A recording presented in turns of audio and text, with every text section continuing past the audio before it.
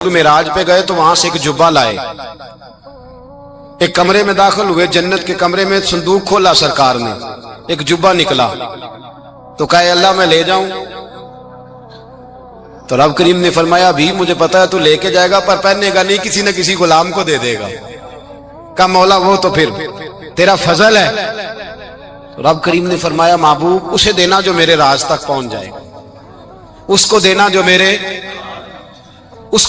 मेरे राज तक पहुंचे। हुजूर जुब्बा लेके आए। अल्लामा बिहारी अलैहि रहमा लिखते हैं कि नबी पाक सल्लल्लाहु अलैहि वसल्लम ने हज़रत अबू बकर सिद्दीक को बुलाया, फरमाया जुब्बा बड़ी बरकत वाला है, इसे पहनकर बड़ी बरकत मिलेगी। अगर मैं तुझे दे दूं, ये जुब्बा अगर तुझे दे दूं तो क्या करेगा? तो हजरत अबू बकर कहने लगे हुजूर सारी दुनिया में सच फैला दूंगा। हुजूर ने फरमाया नहीं तू अल्लाह के राज तक नहीं पहुंचा। हजरत उमर को बुलाया, कहा फारूक आजम अगर आपको दे दूं तो कहा हुजूर अदल से भर दूंगा सारी कायनात। फरमाया बात तेरी ठीक है पर राज़े इलाही तक नहीं पहुंचा। उस्मान अगर तुम्हें दूं तो जनाब उस्मान गनी रज़ी अल्लाह ताला अन्हु अर्ज़ करने लगे हुजूर अगर मुझे मिला तो मैं हया की छांव कर दूंगा, हर जवान हर बच्ची के लिए हया के फैसले करूंगा अल्लाह ताला की दी हुई ताकत से। हुजूर ने फरमाया बात तेरी बड़ी खूब है पर तू मुराद तक नहीं पहुंचा। मेरे रसूल ने मौला अली को बुलाया, पास बिठाया, फरमाया अली अगर ये जुब्बा तुझे दूं तो क्या करेगा? हजरत अली ने आंख खोल के हुजूर का चेहरा देखा, अर्ज करने लगे महबूबा अगर मुझे मिल गया तो मैं अल्लाह की मखलूक की पर्दा पोशी करूंगा, मैं रब की मखलूक की मैं पर्दे डालूंगा मखलूक के ऐबों पर, मैं छुपाऊंगा इस जुब्बे की बरकत से। हुजूर की आंखों में आंसू आए, फरमाया तू रब के राज तक पहुंचा है, जुब्बा तेरा ही बनता है, तू पहुंचा है अल्लाह के राज तक। मेरे हबीब करीम सैयद आलम सल्लल्लाहु अलैहि वसल्लम की खिदमत में कुछ लोग आए, क्या हुजूर अली ने सख्ती की है हम पर, शेर खुदा ने सख्ती की है, बाल जंग के मौके पर कहीं सिपा सालार बने होंगे या जो मामला था सख्ती की है। कहते हुजूर की बारगाह में लफ्ज कहे तो नबी पाक नाराज हो गए। फरमाया तुम्हें पता है अली कौन है? हुजूर कौन है? फरमाया अली मिन्नी वाना मिनल अली, अली मुझसे है मैं अली में से हूं, अली मुझसे है और मैं अली में से हूं, तुम्हें उसका पता है? मेरे हबीब पाक सैयद आलम सल्लल्लाहु अलैहि वसल्लम ने बड़ा प्यार। अब यहाँ अली अली कहने वाले एक तो वो तबका है मलंगों का जिनका मैंने रोना शुरू में रोया है और हम रोते ही रहते हैं, अल्लाह करे इन लोगों का सफाया ही हो जाए, आमीन तो कह दें। और एक वो तबका है अल्लाह खैर करे जो हजरत अली का नाम लेते हैं तो बाकी तीन को पूछते ही नहीं।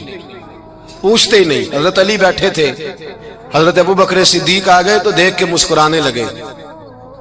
तो मौला अली शेर खुदा कहने लगे अबू बकर हंसते क्यों हो? का हुजूर ने फरमाया था कयामत के दिन अली जन्नत की टिकटें तकसीम करेगा। कहने लगे लगता है हुजूर ने तुम्हें पूरी बात नहीं बताई। तो अबू बकर कहने लगे पूरी बात क्या है? फरमाने लगे मुझे नबी पाक ने कहा था अली जन्नत की टिकट उसको देना जो अबू बकर से मोहब्बत करे, उसको टिकट देनी है जो अबू बकर सिद्दीक से मोहब्बत करे, उसको टिकट देना जन्नत की। इन लोगों का प्यार, इनकी वफा। और फिर अजीब लोग चक्कर है, लोग कहते हैं हजरत अली के हक पे कब्जा हो गया। अली को इतना कमजोर ना समझो, शेर खुदा को इतना, अगर हुसैन इब्ने अली नहीं कब्जा करने देते यजीद जैसे जालिम को तो अली उल मुर्तजा शेर खुदा के सामने को टेक सकता है?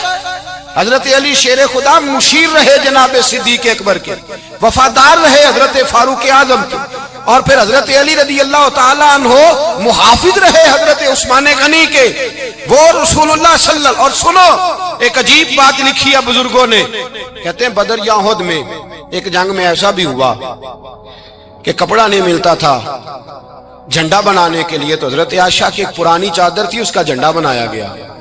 तो झंडा सबसे पहले मौला अली शेर खुदा ने उठाया। हजरत आयशा सिद्दीका के साथ प्यार मौला अली शेर खुदा रज़ी अल्लाह ताला अन्हु का। यहाँ तो लोग न जाने इस कौन सी खिदमत कर रहे हैं। अगर हुजूर के करीब रहने वाले पास बैठने वालों में आपस में इत्तेफाक नहीं था तो आज मुसलमानों में कैसे पैदा होगा? तुमने तो दीन का सारा रंग ही गदला करके रख दिया, तुमने तो वहां बुग़्ज़ पैदा कर दिया जहां से लोगों को इत्तेफाक का दर्स मिलना था, वफा का सबक जहां से लोगों ने पढ़ना था, ने वही हालात खराब कर दिए। मौला कायनात शेर खुदा कल्लम अल्लाह ताला वजहुल करीम सहाबा के मजमे में बैठे थे, यारों के बीच बात हो रही थी। अब हजरत अली की तालीम सुन ले, हजरत अली की तालीमात क्या है? बैठे थे گفتگو چھڑ گئی حضرت علی رضی اللہ تعالیٰ عنہ کی. ہر آدمی نے کہا مجھے فلاں چیز پسند ہے، فلاں چیز پسند ہے، فلاں چیز. تو پوچھا علی آپ کو کیا پسند ہے؟ تو حضرت علی کہنے لگے 3 چیزیں پسند ہیں. کہا کون کون سی؟ فرمایا ایک میرا دل کرتا ہے کہ روزہ گرمی کا ہو. حضور فرماتے ہیں تمہیں پتہ چل جائے رمضان میں برکت کیا ہے تو تم کو سارا سال ہی روزے ہونے چاہیے. یہ اتنی فضیلت کی بات. حضرت علی شیر خدا کہتے ہیں مجھے گرمیوں کا روزہ پسند ہے. اور پھر حضرت علی شیر خدا فرماتے ہیں مجھے پسند یہ ہے کہ میں اکیلا کھانا نہ کھاؤں، جب بھی کھاؤں میرے ساتھ کوئی مہمان بیٹھا ہو. یہ میری پسند ہے. حضرت علی کہتے ہیں میری تیسری پسند یہ ہے کہ میرے مقابلے میں جو دشمن آئے وہ کمزور نہیں ہونا چاہیے. وہ کمزور نہیں، وہ تگڑا طاقتور دشمن آئے. فرماتے ہیں مجھے مزہ تو آئے نا رب کے رستے میں جہاد کرنے کا. تگڑا دشمن. آج مسلمانوں کا بڑا دشمن پیدا ہوا ہے اور سربراہ ہے اسلام کے سارے دشمنوں کا، لیکن مسلمان اس سے ڈرتے ہیں، اس سے تعلق بنانا چاہتے ہیں، اس کے قریب جانا چاہتے ہیں. حضرت علی نے پیغام دیا مزہ ہی تب آتا ہے جب دشمن دلیر ہو، مزہ ہی تب آتا ہے جب دشمن تگڑا ہو، لطف ہی تب آتا ہے جب تمہارا مقابلہ سخت آدمی کے ساتھ ہو. زندگی یہ جیتی جاگتی ہے. باہر دیکھیں لوگوں کو. خدا را اپنا مسلح سے رشتہ مضبوط کرے. طاقتور مومن وہ ہوتا ہے جس کا مسلح سے رشتہ مضبوط ہوتا ہے، جسے دعا مانگنی آتی ہے، جسے رب کو منانا آتا ہے، جسے سجدے میں جانا آتا ہے. آپ دیکھیں نا نبی پاک کی سیرت کو پڑھیں. سورج گرہن ہو گیا تو حضور نے مصلی بچھا لیا. بارش نہیں ہوتی تو مصلی بچھا لیا. بارشیں زیادہ ہوتی ہیں تو مصلی بچھا لی. ہر موقع پر نماز. یہاں تک کہ بدر کی رات جناب صدیق اکبر رضی اللہ تعالیٰ عنہ فرماتے حضور نے صفیں سیدھی کرائی، لوگوں کی ڈیوٹیاں لگائیں. کافر ساری رات گوشت بھون بھون کے کھاتے رہے اور اللہ کے لاڈلے نبی ساری رات سجدے میں رہے. یا اللہ میں 313 لے کے آ گیا ہوں، اگر یہ ہلاک ہو گئے کون تیری عبادت کرے گا قیامت. ساری رات نماز پڑھی نبی پاک نے، ساری رات. میں کیسے آپ سے عرض کروں کہ ہمارا سجدہ کمزور ہے. محفلیں لمبی نمازیں چھوٹی. خدا را واپس آؤ.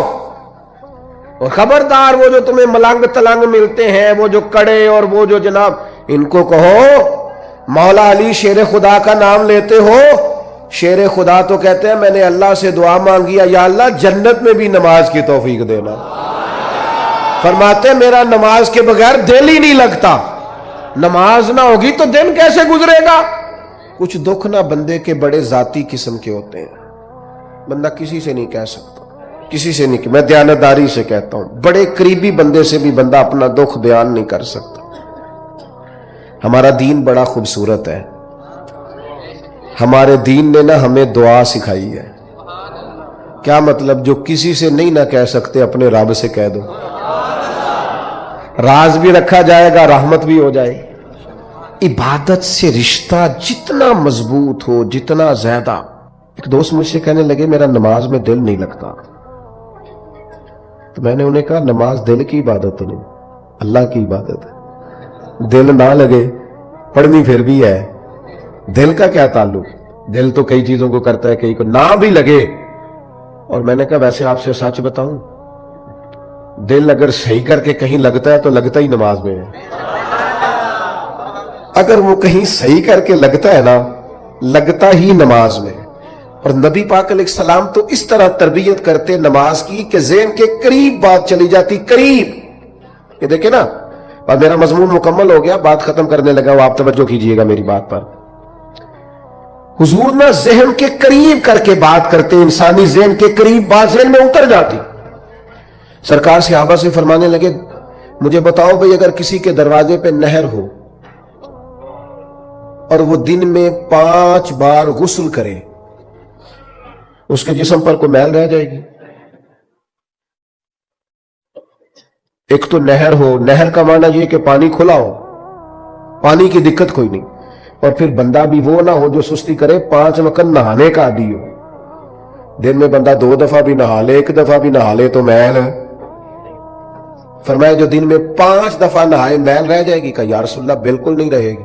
اب جہاں تک لوگ پہنچ گئے نا کہ آپ سوچیں اس بات کو کہ بندہ رہتا ہے نہر کے کنارے، سہولت موجود ہے 5 وقت غسل کرنے، فوراً سے حضور کبھی میل رہ ہی نہیں سکتی. تو حضور فرمانے لگے جو 5 نمازیں پڑھے اس کے ذمہ گناہ بھی کوئی نہیں رہتا، اس کے